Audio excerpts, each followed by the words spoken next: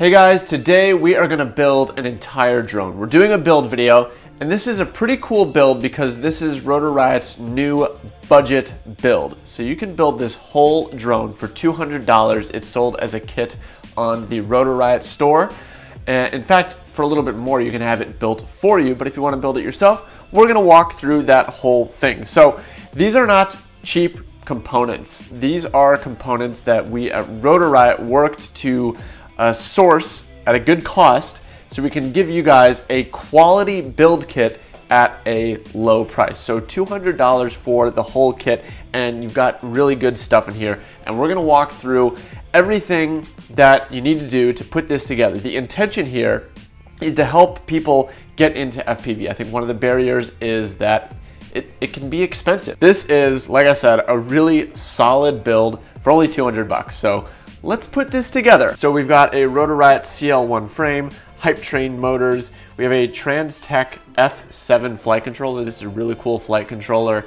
F7, it's got a lot of UARTs, so things we can do with that. This is the RunCam Oscar Liang Edition Phoenix camera.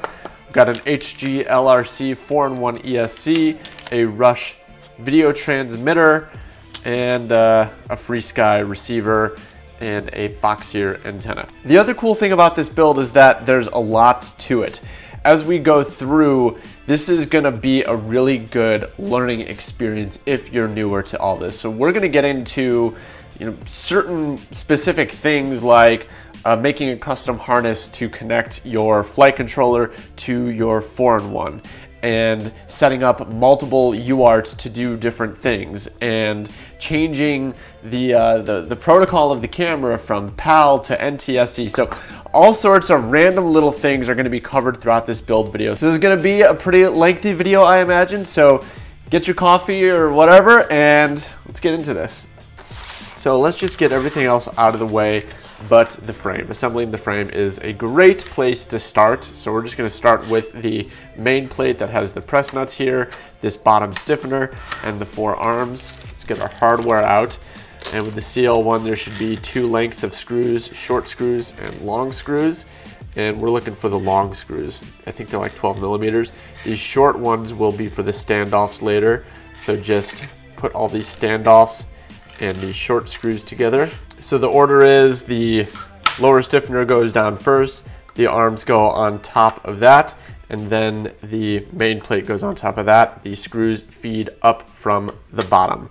You do want to use Loctite. My kind of hack way of doing this is to just drop a little bit of Loctite into the press nuts. It's still going to be kind of messy, but Loctite is always messy. Oh yeah. The first arm is the hardest because you got to hold 3 pieces all at the same time. So I just kind of feed the screw up through the bottom, up through the arm, and into the main plate here, and just thread it in a little bit.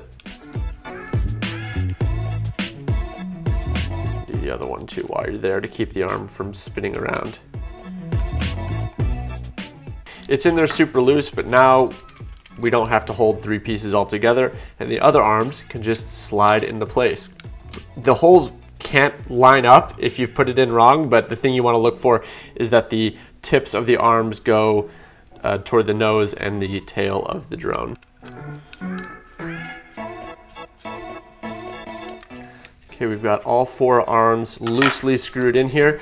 Double check that everything is oriented the correct way. I should mention that the press nuts go on the inside of the drone, so all the carbon should sit flush against the carbon. If you install the plate upside down, there'll be a press nut. It won't work, the press nuts will pull out, so make sure that this is how you've got it assembled, and then you can just go around and crank all these screws down. With all the screws tightened up, go and clean up all that messy Loctite the best you can. I hate this stuff, but it's really good to use, especially on the arm screws. You don't want your arms coming loose.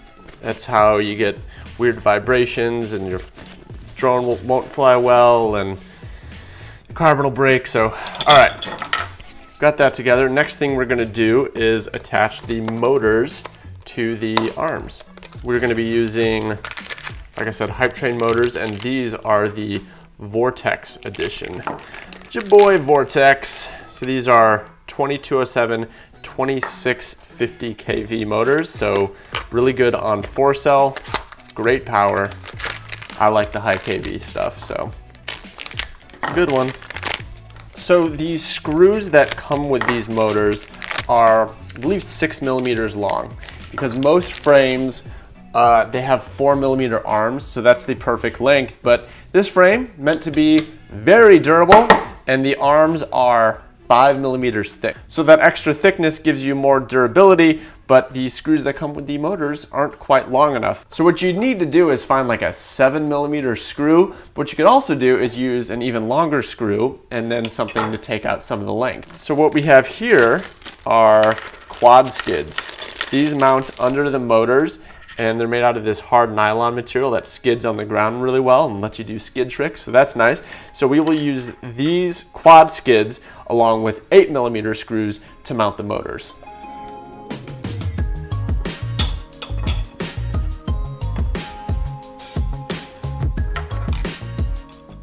Probably seen some pilots only use 2 screws in their motors. I personally recommend always using all 4.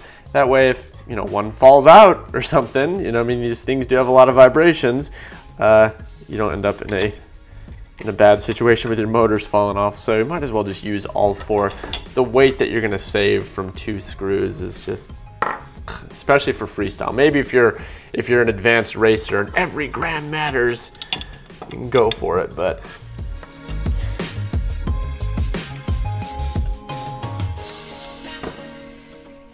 the reason it's so important to use the correct length of screw is because you want to have enough threads that the motor is going to be secured well, but you don't want to have so much length that the screw sticks out past the base of the motor and makes contact with the windings of the motor.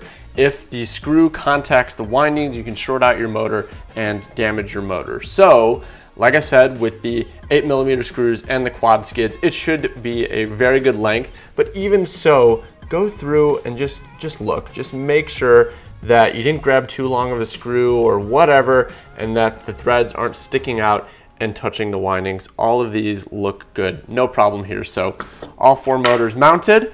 The next thing we're gonna grab is our 4-in-1 ESC. So the ESC comes with some hardware here, some nylon hardware and some rubber hardware. Now these little rubber grommets, you soft mount your flight controller to avoid vibrations from getting to the gyro so you have a cleaner signal. I mean, you don't really need to soft mount your ESC for performance sake, but I really like that they do this because it does provide cushioning for impacts, and it's gonna make it a lot more durable. So I'm glad that they did this. So just take all these little rubber pieces and squeeze them into the hole.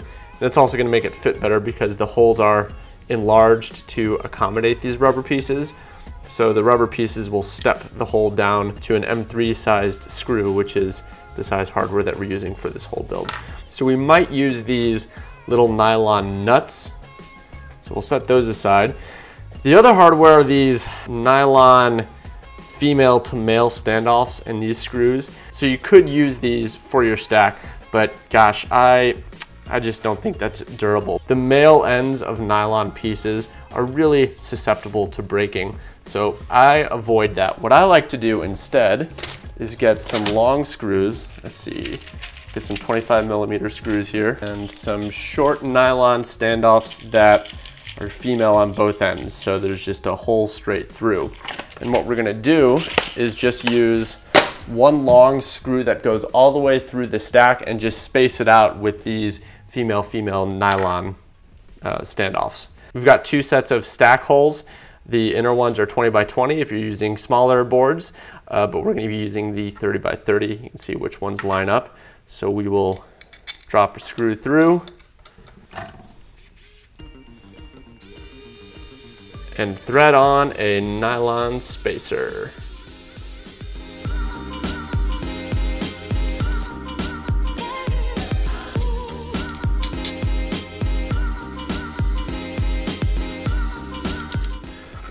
we've got our 4 long screws and 4 spacers installed, so now we can drop the 4-in-1 on.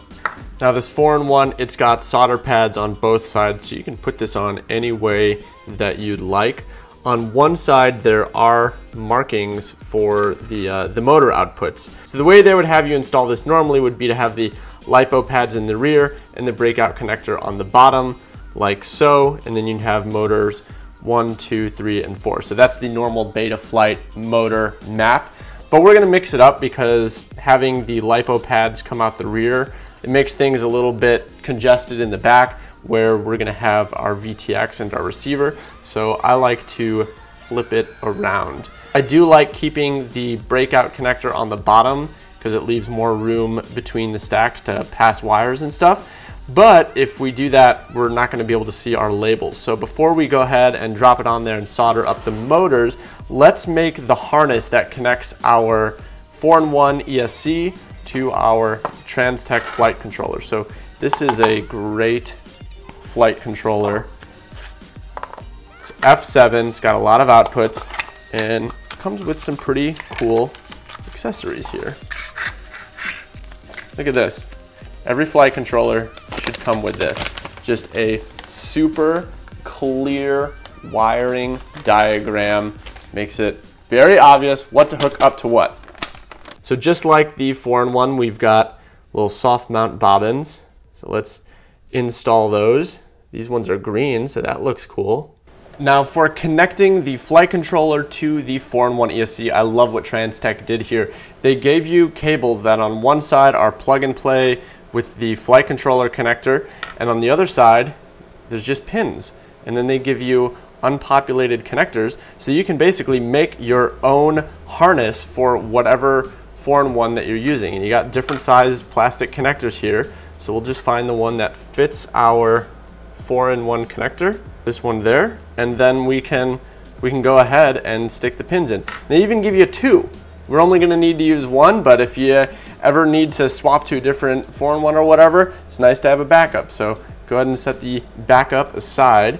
Now, I just like to stick the empty connector in the 4-in-1 and then mark one side of it. That way I don't get confused which side is which as I'm sticking in the pins. You'll see. So we're gonna mark this side here that has the battery input all the way on the side here. It's gonna plug in like that, and the first wire going into this side is going to be the voltage input. So now we have to look at the output of the other side. So yeah, there's a lot of the wires are going to be in different positions. So whereas this connector starts with the ground on the outermost side, the side for the 4-in-1 needs to have the red wire, the positive, on the outermost side. So we'll grab our connector here, find the side that we marked, and just slip the pinned wire into the connector. Just grab some sort of Sharpie pointy thing if you need help pushing it in. And then the next one is going to be the negative. So yeah, so basically the positive and the negative are in just flip-flopped positions.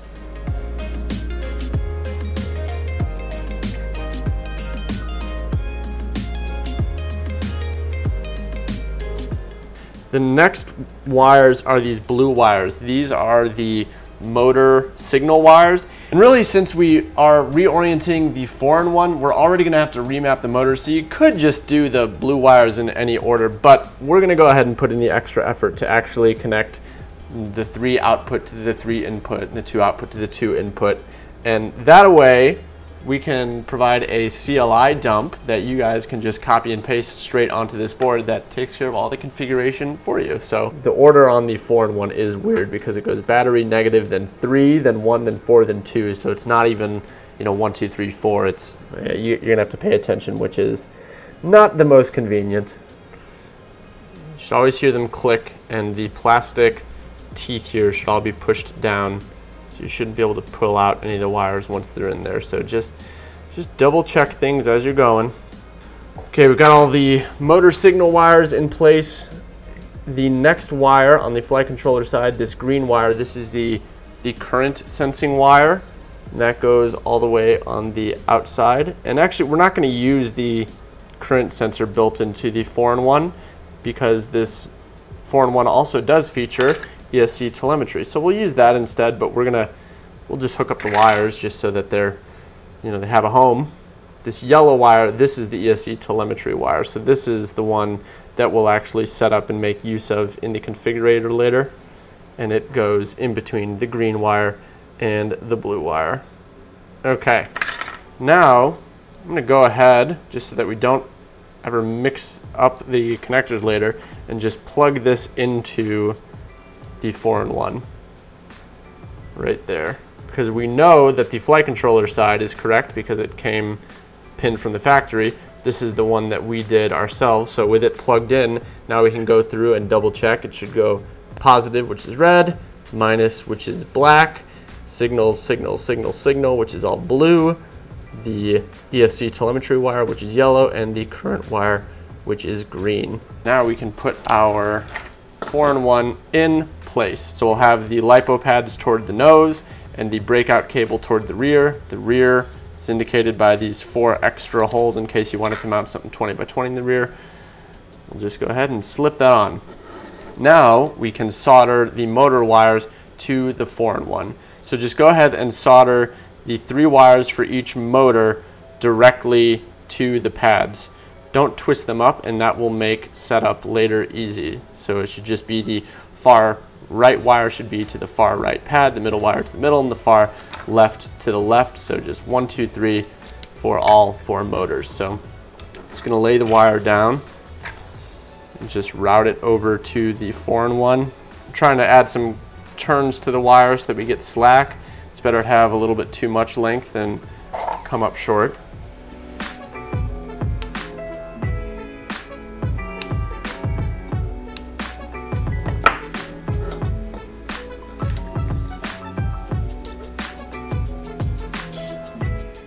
All the wires have been cut. Now we can just strip off a little bit of the ends of all of them.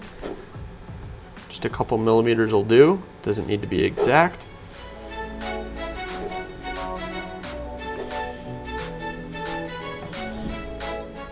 Now it's time to grab the soldering iron. I always use my TS100. We got solder tip cleaner here. Clean your tip frequently. Retin your tip frequently. First thing we're going to do is go around and tin the motor wires that we stripped a little bit here. So just apply heat to the exposed wire, bring solder to the heated wire, let the solder flow into the wire strands. Clean and tin frequently. Be careful that as you're tinning these wires, they're not hanging out over the motors here. You don't want solder to drip into the windings. That'll ruin your motors. You also don't want solder to drop onto your 4-in-1. Go ahead and grab something and just drop it on top of your 4-in-1. That'll give you a little bit of added protection as you're doing this step.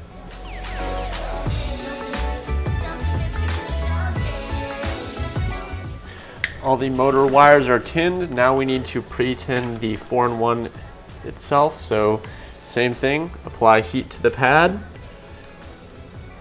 and bring solder to the heated pad and let the solder flow onto the pad just like that. Using a good amount of heat really makes your solder clean and safer. It's better to use more heat and apply the heat to the component for a shorter amount of time than it is to use a lower temperature and have to hold the iron on the component for longer. So right now I think I'm set to like 430. Good quality solder also really helps with quality soldering. We got Kester. It's good stuff right there. We've got the wires pre-tinned. We've got the pads pre-tinned. So we are gonna hold the pre-tinned wire on the pre-tinned pad, apply heat, and let it all flow together. Grab some tweezers.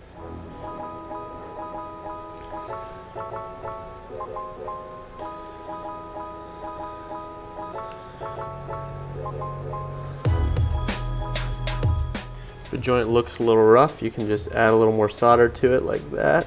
Just kind of loosely position our wires. We'll go around and tape them all down later.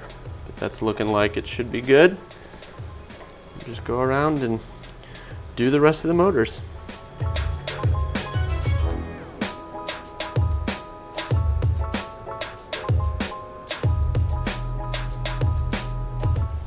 All right, all 4 motors are soldered up. The next thing that you need to solder is the battery connector. So same concept, just bigger pads and bigger wires. You're gonna have to add more solder to these pads. We've got a battery pigtail here. We're gonna have it come out the front and then curve around. So I like to just add a little bit of curve to it so that we can cut it to a length that will favor that curve.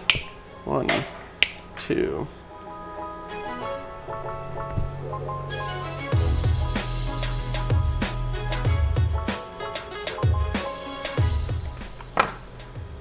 These are bigger clump of wires, so maybe twist them together and work that solder into them.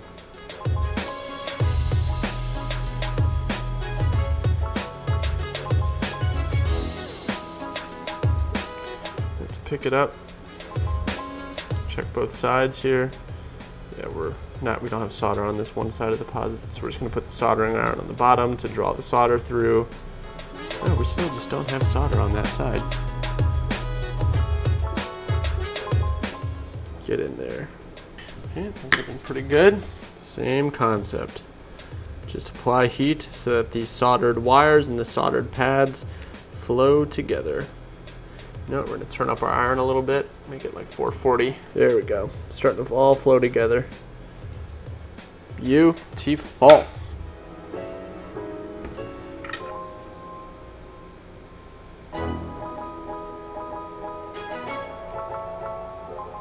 While we're in here, the 4-in-1 ESC came with a capacitor. This will help improve performance, so we're just going to cut these leads a little bit shorter. I like that the legs of this capacitor are marked with colors, but if you're using a different capacitor, the side with the stripe is the negative side. So we're just going to solder this right onto these pads. So I'm just going to kind of get the solder a little wet, stick that one on there. Sort of in place. Then we can apply solder and heat to the other side. We want it to flood in there. Push the capacitor in there. That's a good joint. Go back, clean up the first side.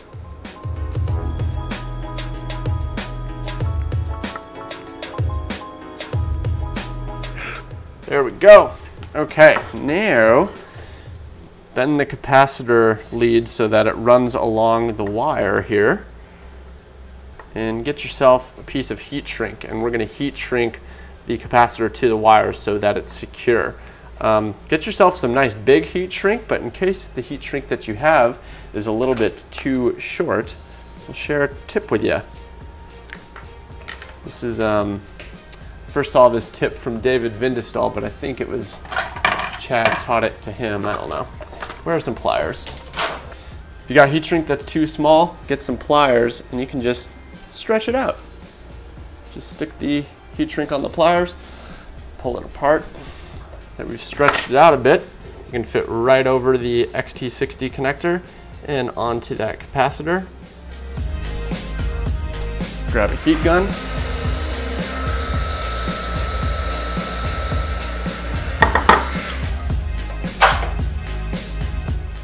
That's great. Okay, now we can drop the flight controller on top of the 4-in-1. So we're gonna need 4 more of those nylon spacers.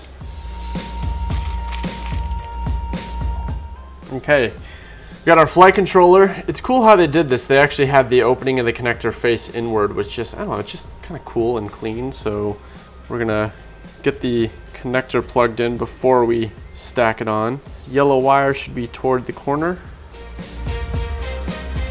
How well you can see that. There you go. Once it's lined up, it'll slide in pretty easily, and then just apply a little bit of pressure to click it into place. And now we will just kind of route the cables and plop it onto the screws. There we go. Look at that. Just inspect that. Oh, we got a pinch wire there. Check for that. go. Okay. No pinched wires. Everything's got space. Looking really good. What's the next thing? Let's do the video transmitter. The Rush video transmitter. These are nice. And this is gonna sit in the rear. Yeah, you know what? The fit is pretty tight actually back here. So let's go ahead and get these standoffs in the rear put in place. So grab screws and standoffs. At the very least, the ones that are close to the stack, because the video transmitter is going to sit between those standoffs. So you definitely want to have those in place for placing the video transmitter. We can do the rest later. All right, got our video transmitter, and yeah, see, real tight fit, which I like. Fits perfectly in there. Before we stick it down, we've got a harness that came with the video transmitter, so let's plug it in. Oops.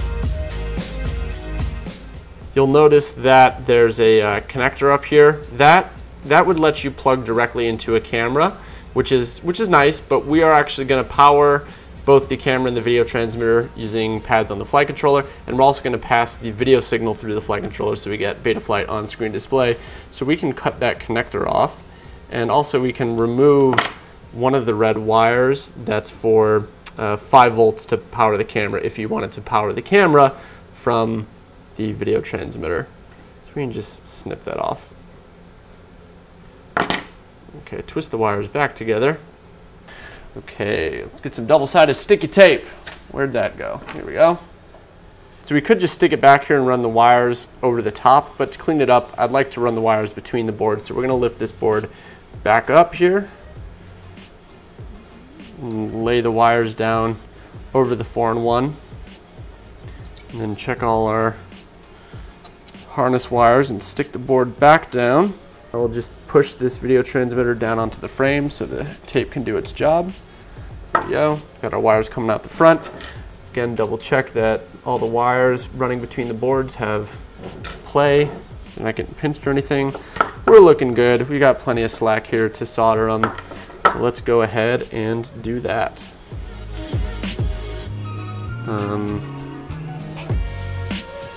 Just strip the wires. We're going to lower the temperature of our soldering iron. We should only need like 390 or 400. These are much smaller pads, much smaller wires. So we can pre-tin these so we can solder with a lower temperature. Now we can just pre-tin all these pads up here. We're going to use almost all of them.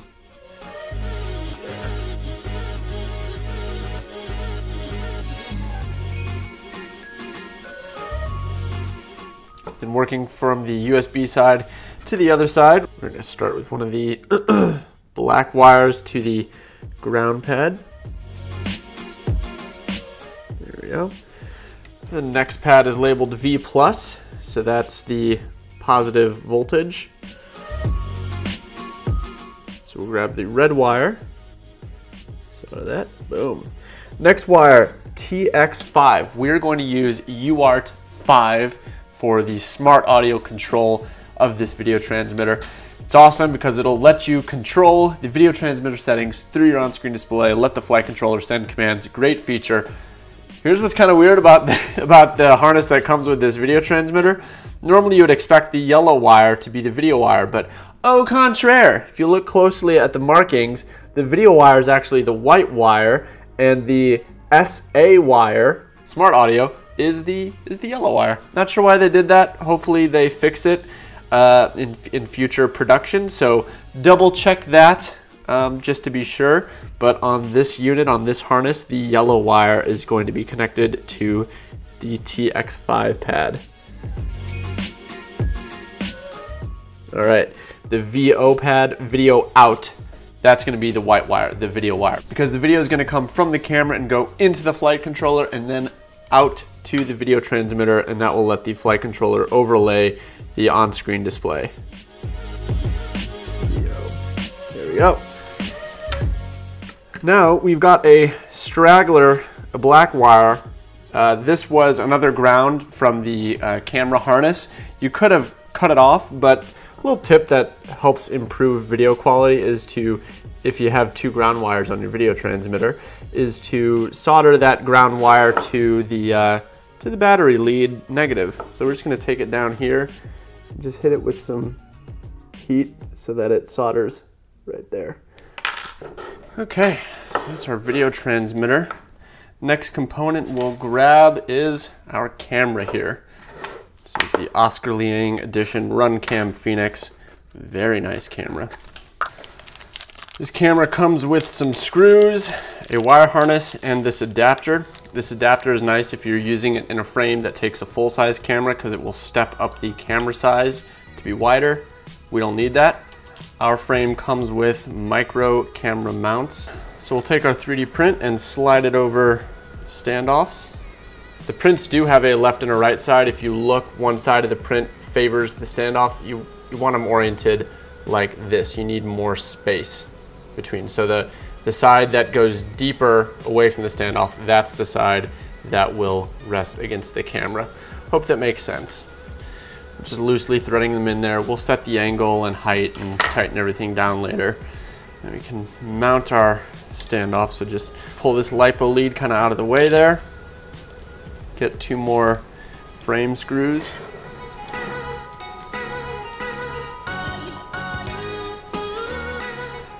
Okay. We've got our voltage, our ground, yellow is video as it should be. This blue wire, that is an additional voltage sensing wire if you want to use the camera's on-screen display to show your voltage, but we're not going to use that. So here, we'll show you the other way to remove a wire. Before on the video transmitter, we just cut it really short, which you could have done back there, and what we are going to do here is we're going to de-pin it. We're just going to grab a razor blade and we're going to lift the tooth on the wire that we're not going to use, the blue one here, and just pull it out. Boop. So you could have done that with the video transmitter too, but whatever. Okay. Now we'll plug in our harness.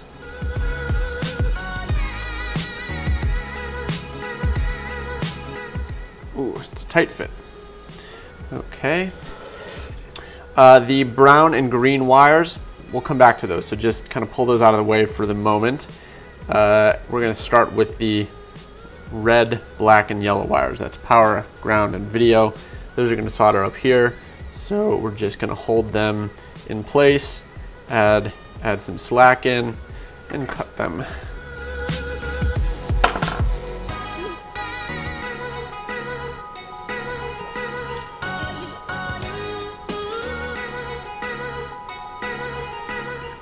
Just like before, the same old dance.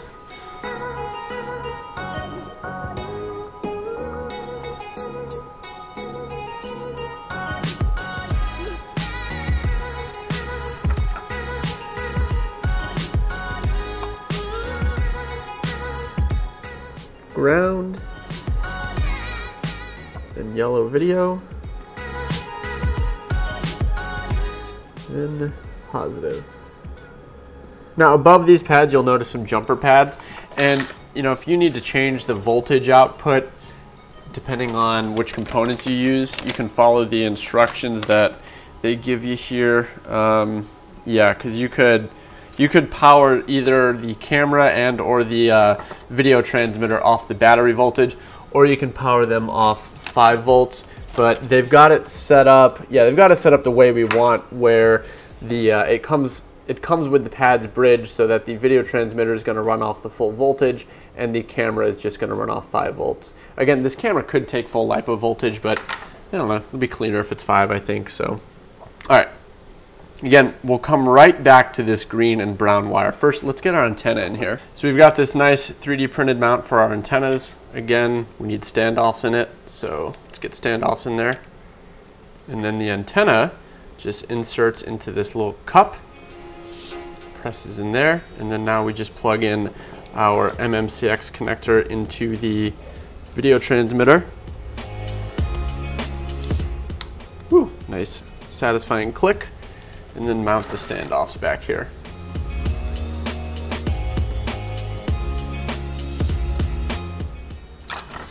Okay.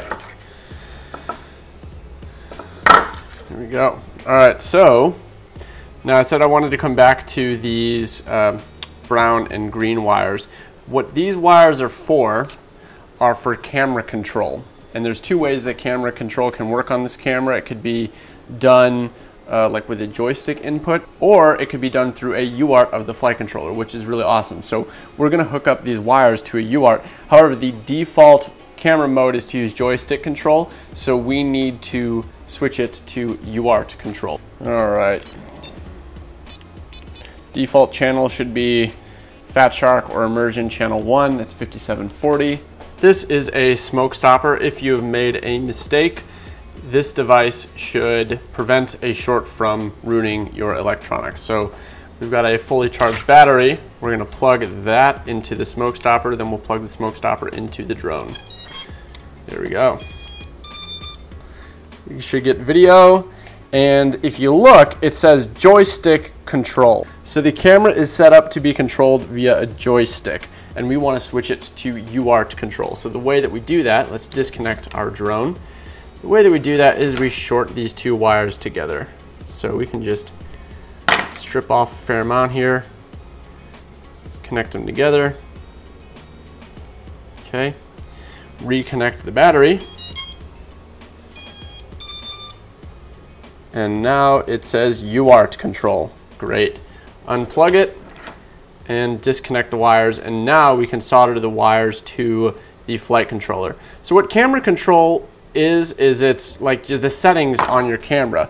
The brightness, the contrast, setting the on-screen display settings of the camera. And it's really nice when it's hooked up to the flight controller, because that means using your radio, you can get into all the camera settings. So if you're flying on a cloudy day or a bright sunny day, you could change the camera settings to your liking. So it's kind of a nice feature. You don't need to do this, but like I said, this is a great build because we're getting to cover so many different things here. It's like, this is a really good crash course. So I recommend doing it. Why not? You know, we're in here. So now with the camera configured to run off a UART, we can grab these pads right here. This is a TX4 and an RX4 pad, so we can hook it up to UART4. So we need to connect the RX wire, which is the green wire, to the TX of the flight controller. So green goes to TX4, brown goes to RX4. Okay, we're so close to being done soldering. The last thing that we've got to solder is the receiver. The workbench is getting quite messy. All right, this XM Plus receiver has 3 solder points. It's got 2 circles and a square. The square, which is near the center, that's your signal. The outside is the ground, and the middle is the red wire. So you can probably just find some leftover scraps. Let's see. Yeah, we've got a red wire here. That can be our positive. Do we have a long black wire laying around? Is that going to be long enough? We're going to place the receiver just on top of the video transmitter right here. It'd be nice to just use some of these pads here. However, we've already used the UARTs that are in these pads. So you've got TX3 and RX3 right here, but we're already using UART3 for ESC telemetry via that connector. We've got RX4 and TX4 over here, but we're using UART4 over here for the camera control. So we're gonna have to go over to the side of the board where we've got TX1 and RX1. Thankfully, it's got a 5 volt in the ground right next to it, so we'll use ground, 5 volt, and RX1 right up on the side there. So let's just find some wire scraps. We got a blue, a black, and a white. We'll use black for ground, we'll use white for 5 volt, and we'll use blue for signal. Blue signal goes on that square pad. White for 5 volts goes on the middle pad. And black for ground goes on the outside pad there. Okay. Do we have a heat shrink that's a good size? Yeah, let's do that. We can heat shrink this whole thing, make it a bit cleaner. I would definitely use clear heat shrink so you can still see the LED. And stick a tape once again. Just stick it to the top of the video transmitter. Again, we could just go right there, but if I can fit it between the boards again, I'm gonna, just to make it super clean. How's that? Is it okay? It's getting a little tight, but we're all right.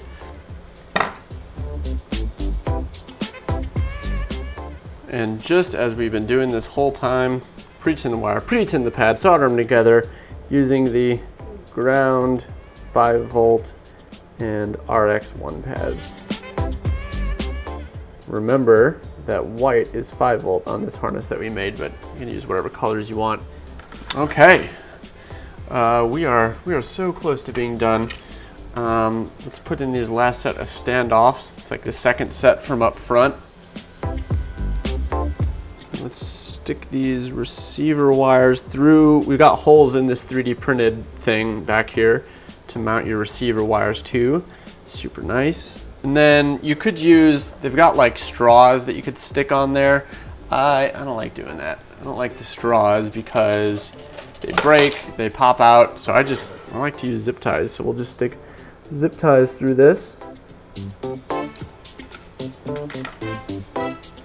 Cut the zip ties so that they are just a little bit longer than the antenna. And we've got some heat shrink here. And we're just gonna heat shrink them together.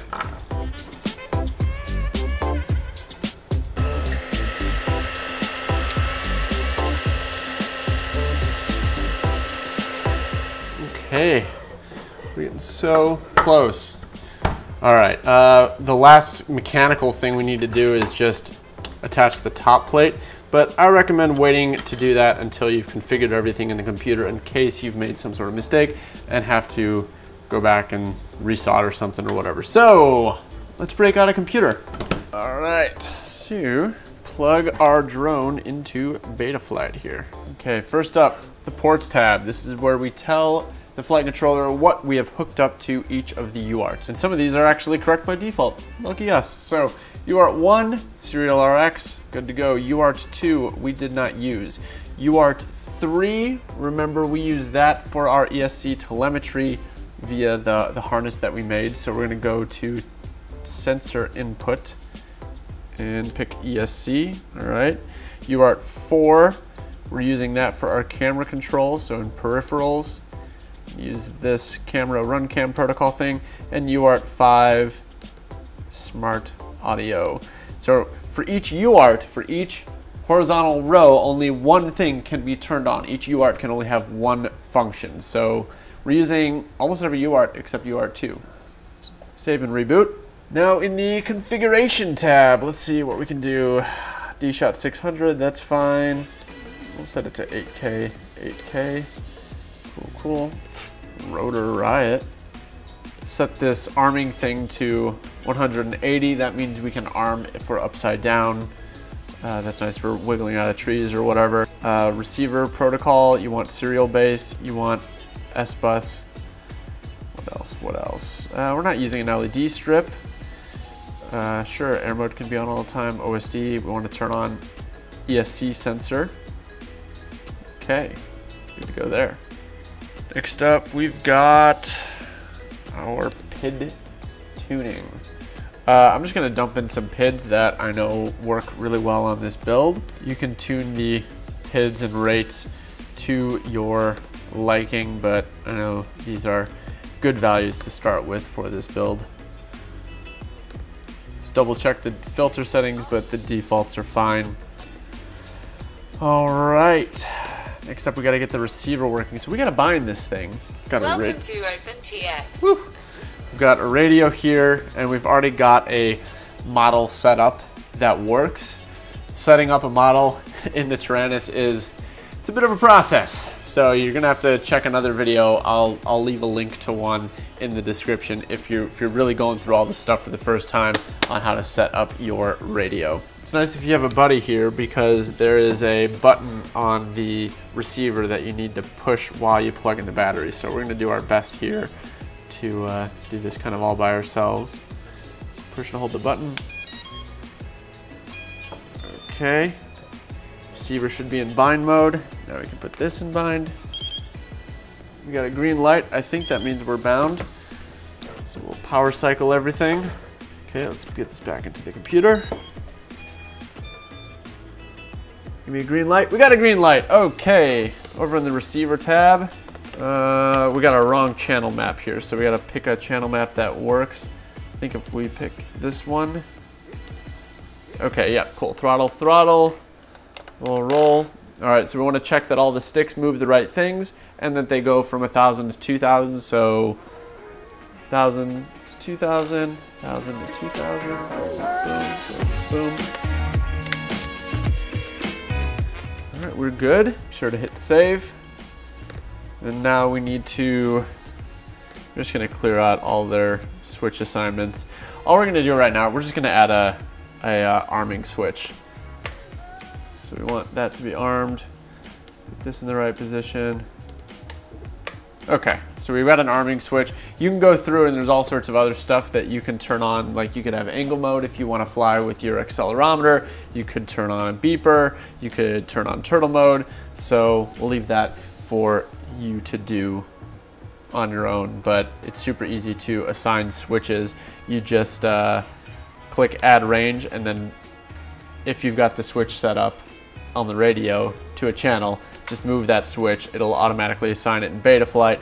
Then just put the switch in the position that you want the function to act, and put this marker over that tick mark. So then when you move the switch to a different position, the tick mark is not under the yellow section. So that's how, but we're gonna turn that off. All right. Hit save after any changes that you have made. Okay, on-screen display. We'll set this up how we want.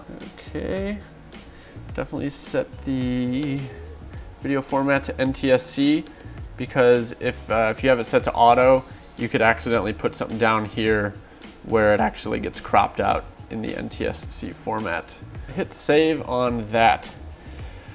We are moving along. Speaking of on-screen display, good thing to do now is set up your camera. Let's go in here. Okay, once we have set to NTSC, you might find that your on-screen display for Betaflight is missing, because these cameras come set default to PAL. We want to use NTSC. So we need to change the camera setting. Again, we're learning a lot in this video. So, all right, we're gonna show you how to use that UART control thing that we set up. So what you do is you center your throttle stick, and then you yaw to the right, boom, and now you see it pops up and it says remote mode. Now this, the radio will now function as like a joystick for the camera. So what you do is you yaw right again, and that's like pushing the enter button, and that brings up our main menu. And now you can use the pitch and the roll stick to navigate. So we'll go down to video setting, enter in there, and then now it says PAL. So we need to turn that, and it'll switch to NTSC.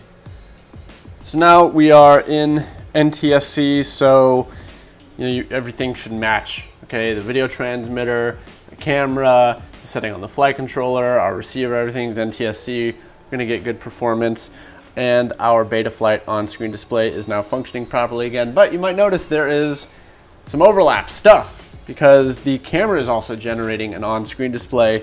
So you can have the camera set up to show a timer and voltage and like a pilot name and all that stuff. But we don't need to do that because we're doing it all in Betaflight, which is much easier to configure and has a lot more features. So we're going to turn all that stuff off. So the camera is still in remote mode. As you can see, it still says that. So to get into the on-screen display menu, push and hold up on pitch. There you go. And then now you can go down to these different things. Pilot, turn that to off. Off. Timer, off. Voltage, off. Exit, boom. All right, and now our on-screen display is out of the way. And to exit remote mode, when you're done doing camera settings, just yaw to the left, and then now you're out of remote mode. To get into the Betaflight on-screen display, in case you didn't know, you center throttle again, then yaw left, pitch up, and now you're in the Betaflight on-screen display. And here's where you can change PIDs and rates and filters and your smart audio and all that stuff. So here we'll go down to features, VTX smart audio, and all right, we will set it to another channel. We'll go to race band 1, 200 milliwatts, set, confirm, Goes to static. Cool, smart audio is working. So now we just change our goggle to be on the same channel. Yep, we've got it back. Cool. All right, we can set our radio aside for a second. We need to go into beta flight again. There's still some stuff we got to do. Let's see, let's get into the motors tab. This is where we check direction and motor mapping. We're definitely gonna have to remap, and we might have to change the direction. Normally you'd have to. So we'll click here. Always have your props off. Anytime you've got a battery plugged in and your computer plugged in, especially when you're intentionally gonna spin up the motors, have your props off. All right, let's just spin them all up. And look at that. All the motors are spinning the right way. I love this ESC for doing that. This is something I feel like 4-in-1 makers should have done a long time ago, is set it up so that the directions are the right way. Now, I mean, it can depend on how your motors are wound. So I guess what I'm saying is if you hook up all the motor wires directly like so, on all four, the motors will all either be spinning the correct way or all spinning the wrong way, which then you could just go into beta flight and say that you want to run props out instead of props in, or you could go into BL Heli, but I just love it. So on these motors, it's correct right out of the gate, so no need to go into BL Heli or anything. Just in case you do want to do that stuff here, we'll go into BL Heli real quick and I'll show you. It's a whole separate app. You gotta make sure you disconnect from beta flight. Then when you're in here, you can change all sorts of ESC settings. Like I said, you don't even have to do this because this is where you need to go in here to change motor direction. But since you don't have to, you can just skip this step. But there are some settings that while we're in here, I'll turn brake on, stop on, I'll raise the PWM frequency, we'll do auto motor timing, and we'll write that. So back in beta flight here, motors. The other thing we mentioned was motor mapping. So let's spin up ESC number 1. Yep, and that's spinning up ESC number 4. And let's spin up ESC number 2. That's ESC number 1. It's all messed up. We gotta remap the motors. So let's jot down what the motor positions are. When we spin up motor 1, we get the front left corner. When we spin up motor 2, we get the rear right corner. When we spin up motor 3, get the front right. That puts motor 4 here. Okay. So this is what we actually have. What we're supposed to have is, okay. So what we're gonna do now is go into the CLI command and type in resource. And that gives us a dump of our resources. So this is all the outputs of the chips, like what pins each output is using. So we've got our motor assignments here. So let's copy this into our text file. So now we're gonna put these pin outputs next to the motor numbers on the map that we do have. So that's this down here. So we'll put BOO next to motor 1 here. Put BO1 next to motor 2, 3.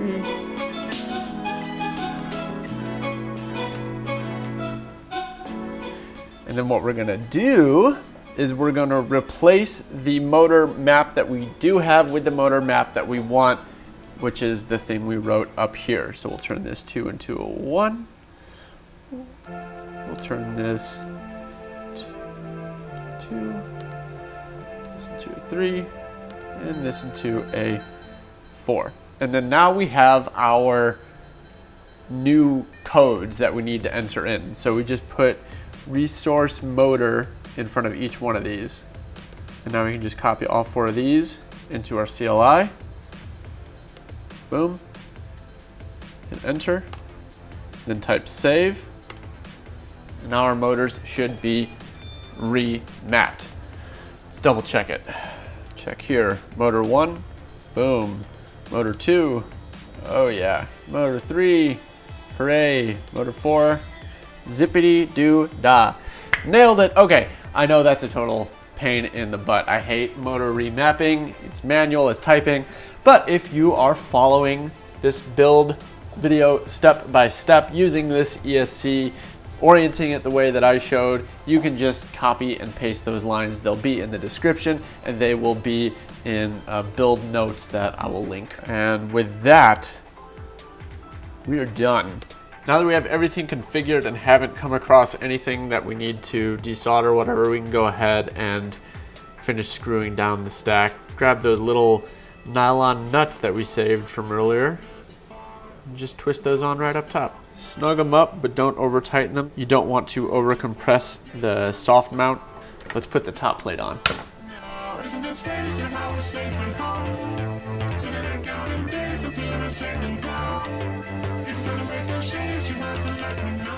Alright, we are so close to being done here. You just gotta tape these wires down so they don't come up and hit the props.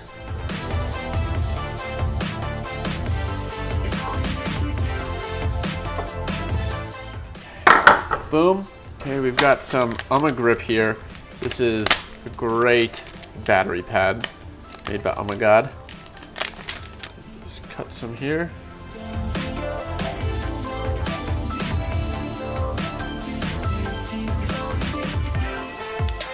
Stick it on. Oh yeah. Got ourselves a battery strap. Okay. Okay, we can strap a battery, put on the props, and rip, but seriously encourage you to go around one more time and just double check all the screws and make sure everything is tightened down. There's a lot of screws that you're doing along the way, so it's easy to miss one. So just every single screw, hit it with the driver again, especially these motor screws. I found a couple loose ones here. Okay, let's get some props on. I'm getting excited. Where's my prop tool? Got a charged battery. I like to mount the battery like so and get the power lead under the strap there. Maybe even use two straps, you know, one up here, one there. I'll just use one for now. And then the battery can just plug in like that. Maybe secure the, there we go. That's nice. The battery just plugs in right there. And this thing is gonna be ready to fly. So I'm excited to get this out for a test flight. We're gonna head to a parking lot and make sure that this is good to go.